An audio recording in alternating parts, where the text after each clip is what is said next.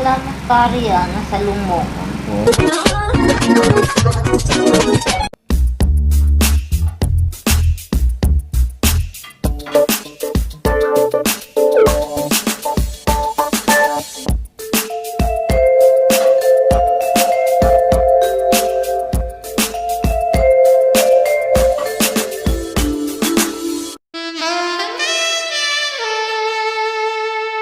Ay naku, ako na lang lagi dito sa bahay nag-aayos.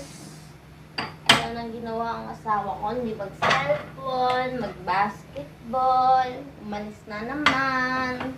Labas-pasok na lang siya sa bahay, hindi na ako tinutulungan.